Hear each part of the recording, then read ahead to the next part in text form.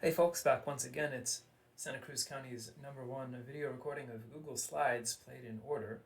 And today we're going to be talking about apocalypse. What is it? What is apocalypse? Broadly, apocalypse is just revelation.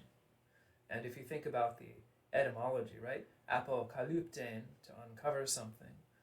Revelare, to unclothe or unveil or uncover something.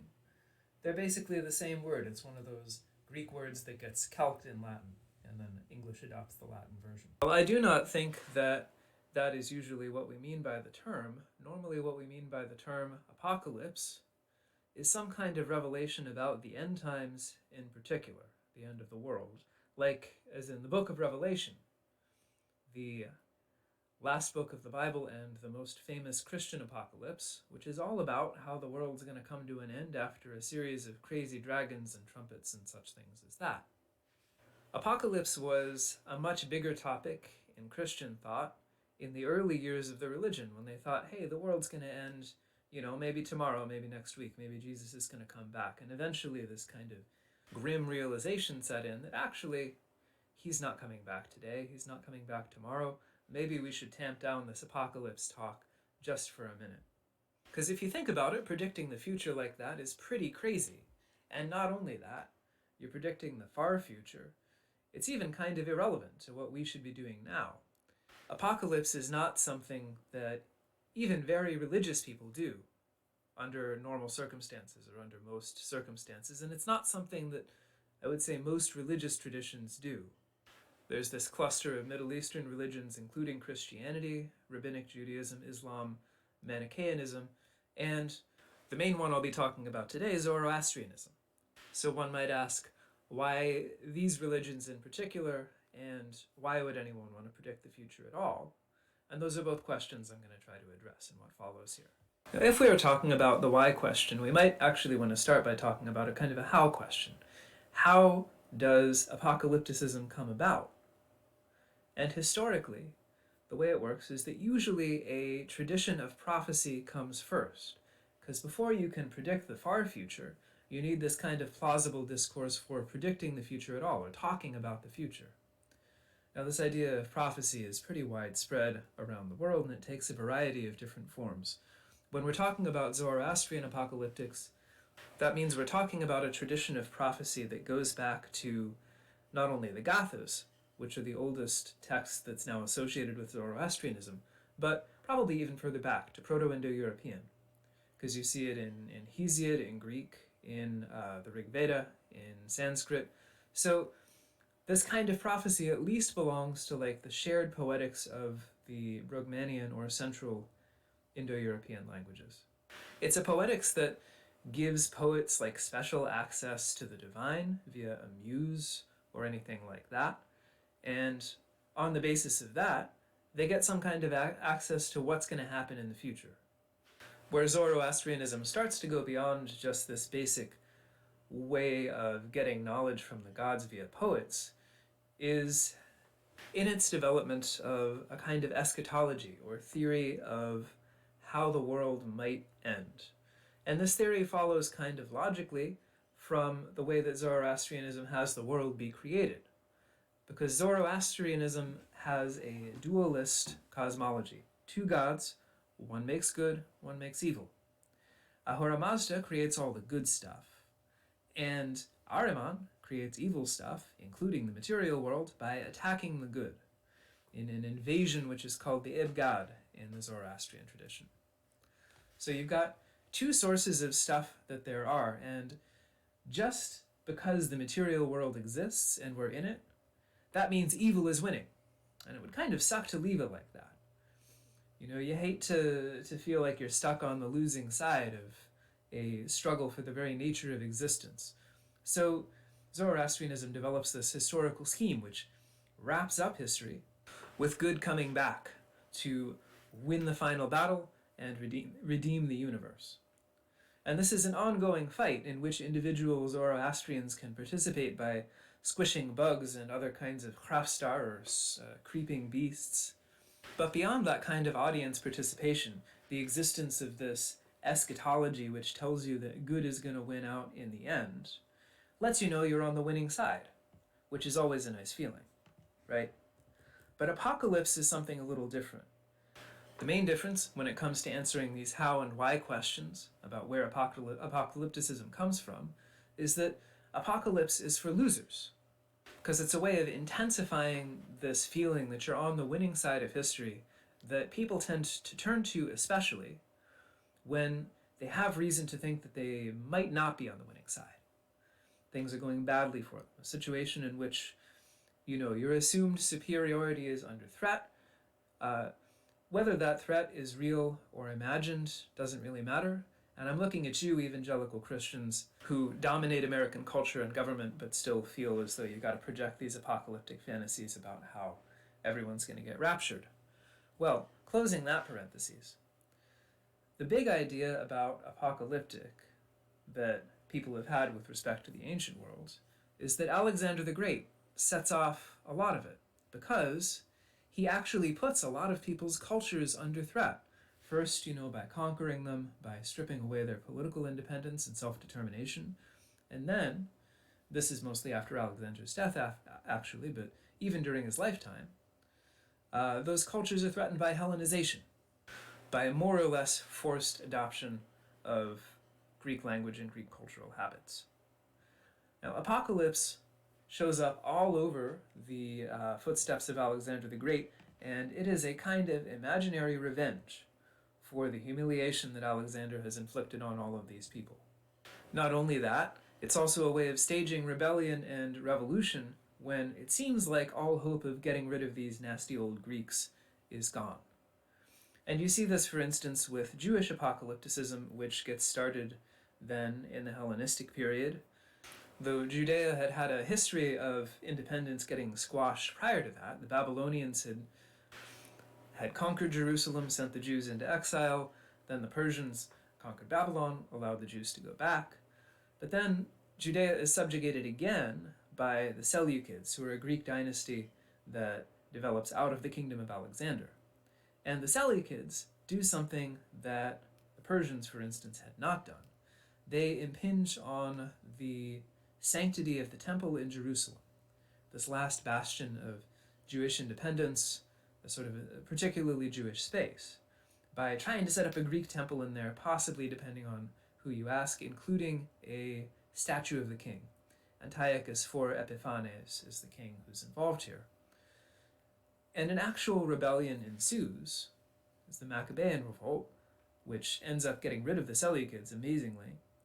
But there's also a lot of apocalyptic being written. And the one book of apocalyptic that you're likely to know from this period, if you know one, is the book of Daniel, which takes out Jewish anger against the Greeks on Babylon, because it's set during this earlier period of Babylonian captivity. But it predicts what the Greek assaults on the temple in Jerusalem, which is easy enough to do because, of course, it's already happened when the book of Daniel is being written. But then it also goes on to predict a bunch of stuff that hasn't happened yet, like the downfall of the Greeks and the end times, the return of the so-called Son of Man to bring the world to an end and bring history to an end. And you can see in the book of Daniel that it's a way of imaginarily defeating and destroying the people who've conquered you and are grinding you down. And anyone under those conditions can have apocalyptic literature, you just have to want it badly enough. And the Zoroastrians did want it because Persia was, of course, facing a very comparable situation under Alexander the Great. A person who earned a place on the Zoroastrian apocalyptic calendar, the Arabs, or Tazig in Middle Persian, get a place on the apocalyptic calendar as well, because a lot of those apocalypses are only written down after the Islamic invasions of the 7th century. And because of this, the layers of the apocalyptic history are kind of difficult to sort out, which is something I'm going to return to in a few minutes. I first want to explain the basic scheme of Zoroastrian apocalypse, because it's not one that's probably going to be familiar to you. And what I'm describing here comes from a couple of texts. It comes from the Greater Bundahishn and the Zandi Bahmanyas. They're both Middle Persian. They both claim to be a lot older than they actually are, though how much genuinely old material they do contain is up for debate. So here's how it works. Like I said, Ahura Mazda creates the world and it's good, but then Ahriman invades. He does that Edgad. And that totally overthrows Ahura Mazda's good order, puts the world in chaos. Then, however, comes Zarathustra, the first and main prophet, and he fixes the situation by telling people, in particular the Persians who have this kind of destiny in this account to rule over the whole world, by telling people the right laws, what the right laws are, what Ahura Mazda wants them to do. And everyone starts acting like Ahura Mazda wants them to do, and the demons are smote and they're very angry. However, time passes. Stuff starts to break down again.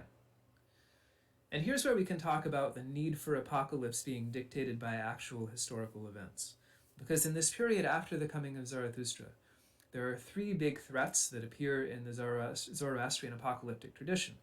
Turkic tribes, always somebody who's trying to get in on Persian territory, Alexander the Great, and the Arabs. And those last two produce lasting defeats for Persia.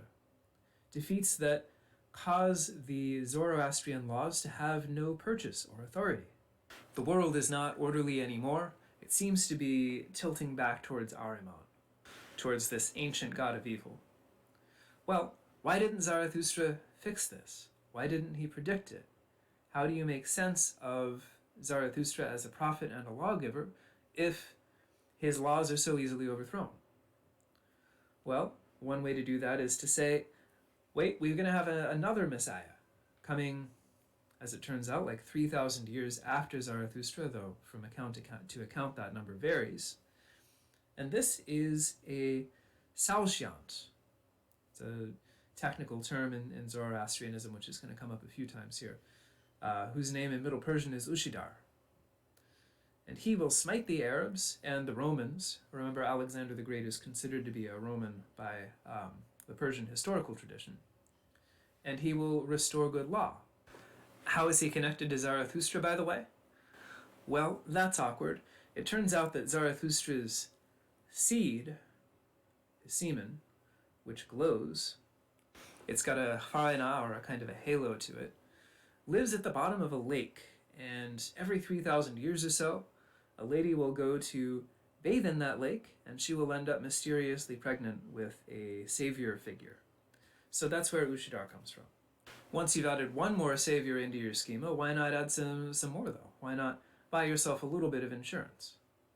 So, the scheme that appears in the Greater Bundahishn and the Zandibafan Yasht also includes a second Saoshyant. Another 3,000 years pass, things go downhill again, and then Uchidharma shows up, again produced kind of magically via Zoroaster's secret lake sperm. And then finally there's a third, Asvadarta, who comes after another 3,000 years. But that's the last one. And after that you can wrap it up. 3's enough. And as with all kind of big trilogies, you end with this huge battle, which lasts for 57 years. It involves all the good figures from Zoroastrian theology and history smiting all the bad figures. They're finally kind of put away. And now it's time for the freshikerd, when things get fresh and juicy, etymologically. But also it is the making perfect of the world. It's remaking to a state before Ahriman had invaded it, before the god of evil had invaded it. And the freshikerd comes in for a lot of description, not entirely consistent description, throughout the Zoroastrian religious corpus, in Middle Persian especially. Suffice it to say, all evil will be destroyed, and then the world will be made anew, and it'll be pretty nice for once. Well, actually, there are a couple of cool things that I want to point out here. One thing is that all the mountains get leveled, making the earth perfectly round and flat. And another thing is that there is a river of molten fire that people have to cross at the end of the freshikerd. And this river of molten metal feels like warm milk for good people. You know, it's just a nice warm milk bath. But for bad people, it actually feels like molten metal. It sucks. But that experience of extreme pain burns away all their evil impurities. Because there is no permanent hell here. Everyone actually gets resurrected. Everyone comes out on the other side. There's this Risahez, the raising of the dead. So all the dead people from all of history get to pass through this test as well.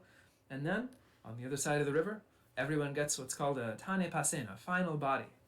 A final body which is perfect, which knows neither disease, nor desire, nor satiety. It's just a nice body to have. And that's a nice note to end on. Everyone's saved. Nobody gets hurt in the end. But I don't really want to end there because I also want to talk about the history of the text. Because it's got some explaining to do. Right? Unless you believe in actual prophecy, which I don't, there's a lot of what's called Warikinium ex eventu, prophecy after the fact, which is an extremely common feature of apocalypses. If you remember, I was talking about this a bit before with Daniel. You have people writing, let's say in the 3rd, 2nd century BCE, but setting the events they describe in the 6th century BCE, and then having the characters in the 6th century BCE predict what's going on in like the 2nd century BCE. That's the trick. You make your characters look like good prophets because they're predicting things that people are now actually living through. And those predictions that have come true lend credibility to their much wilder predictions about the future, stuff that hasn't happened yet in your timeline. Now, the fact that this is going on in the Zandevatmanyashta and the Bundahishn, with, say, the presence of Alexander the Great, means that they cannot be as old as they say. The final versions of both texts must postdate, the coming of Islam, right? If that's what's referred to in the last apocalyptic events that precede the advent of Ushidar, the first Shalshant. But those words, final version, are where the riddle lies. Because what does that mean? Are we thinking of these apocalyptic texts as like potentially really old texts, to which new stuff is constantly getting added to kind of bring them up to date, more and more prophecy ex eventu after the fact? And if we think they're really old, does that mean they predate Alexander the Great? Or do they just predate the Arabs? Or actually, are they totally late fakes? Are they laying claim to an antiquity which is totally made up, and they've been composed entirely in the 7th century? The truth is somewhere in between, probably, but here's my guess as to what happened. And this is all a little bit speculative, of course. You start with a kind of a simple end-of-time story. Zarathustra shows up, the apocalypse clock starts running, maybe after 1,000 years or so, the Frashkerd happens, history is over, the world is purified from the invasion of Ahriman, the evil god. But then, Alexander the Great conquers Persia and throws a real wrench in the narrative, because suddenly the arc of history is bending the wrong way. Zoroaster's laws are not becoming more and more powerful and more widespread, but actually they've been trodden underfoot by this invader from the West. To set things right, you predict a new savior, Ushidar, who's going to show up at 3,000 years and start the process running again by reestablishing the laws. And then, you kind of add extra saviors in on that model. And finally, the Arabs get incorporated into this model as a sign of the coming end of the first millennium, because I suppose when Persia gets conquered by the Islamic armies, people are about ready for time to end and for things to start going their way, finally. Now, this guess finds some confirmation in Yasht 19, which is an actually old text. We know it's old because it's written in a language called Avestan, which is an older Persian language, much older than Middle Persian. It's not as old as the Gathas, which are written in a still more archaic dialect of Avestan, but it's still certainly pre-Alexander the Great. And yet, it contains undeniably apocalyptic elements. It mentions the resurrection of the dead, the defeat of evil at the end of time, both things which are going to be key to Zoroastrian apocalyptic going forward in these much more elaborate forms that I've been talking about. And there is even a Saoshyant, one of these savior figures. Though it's not 3 of them, as in the canonical Zoroastrian model, it's also not one, as we might have imagined was originally the case. It's actually any number of Saoshyants. Saoshyant just means people fighting on Ahura Mazda's side. And actually, etymologically, Saoshyant just kind of means a beefy dude, somebody who's strong and buff. So the apocalypse that we see playing out in Yas 19 paints a radically different picture than we get in the later stuff, but it does at least suggest that Zoroastrian apocalyptic came first, in some form. That is, the use of prophetic language to predict the future and predict the end of time. The Zoroastrians were the first to do this, hundreds of years before anyone else. And the relation that this Zoroastrian tradition has with other later ones, Jewish, Christian, Islamic, etc., is a really interesting and open question, which I am absolutely not going to be able to settle now. But I want to wrap up just by repeating something that I said last week, which is that every generation makes its own version of the past, a way of thinking about its past that allows it to live with history and maintain a kind of a flattering self-image in the present. But now you can see how the same is true of the future, right? When the present fails us, we look to the future, and if we think that the future can be predicted, and we think that the future can be known, we will invent a future that soothes our wounded egos. Now, all apocalyptic basically does this, but you can see how Zoroastrian apocalyptic in particular does. It creates a version of the future that fixes what's wrong with the present. In the present, Ahura Mazda's laws are not being followed. In the future, they will be. Now, like I said at the outset, the whole thing depends on the plausibility of being able to talk about the future in these terms, which is definitely there for Zoroastrianism. It's there in the Gathas, it's there even in Indo-European poetics. But it's not really there for us. I mean, in a secular age, we don't really believe that you can get divine access to knowledge about the future anymore. So where's our apocalypticism? What's apocalypticism for us? I suspect that we do a lot of the same work that apocalypticism does, or did, for Persians, Jews, and others in the wake of Alexander's conquests. We do that work with conspiracy theory. And QAnon, for example, is a lot like that, trying to explain the failure of Donald Trump to fix everything with reference to a conspiracy that's hindering his fixing stuff. And this conspiracy theory even kind of takes the form of a future prediction that various celebrities will be arrested or executed. Q is really nothing if not this kind of very cryptic prophet of a very secular-seeming apocalypse that's grounded in this kind of conspiracy. And as much as it pains me to say it, a lot of the Trump-Russia stuff in 2017 and 2018 was quite similar. It was a way for people to explain to themselves how the Democrats could have lost the 2016 election to someone as obviously bog-stupid as Trump. And in this narrative, which also has a lot of kind of conspiracy theorizing behind it, you've got Robert Mueller featuring as the Saoshyant, as the savior figure, and then you've got the talking heads on MSNBC as prophets. And I point all this out just to show that we're still using imagination to sort of whisk ourselves out of the present into a future where things don't suck so much. The results of that imagination game are just a lot more boring now. If we could, I would love to bring back those flattened mountains and rivers of molten metal, but I just don't think they're going to play as well on cable news. If we can't get that good stuff back, let's at least not think that we're smarter than the people who believed in it, because we're also super dumb, just in different ways. Once religion kind of loses its popular purchase, stops being the explanation for everything that happens in the world, other things go on to become the opiate of the masses instead. I'll leave you on that note. Come back next week for something completely different.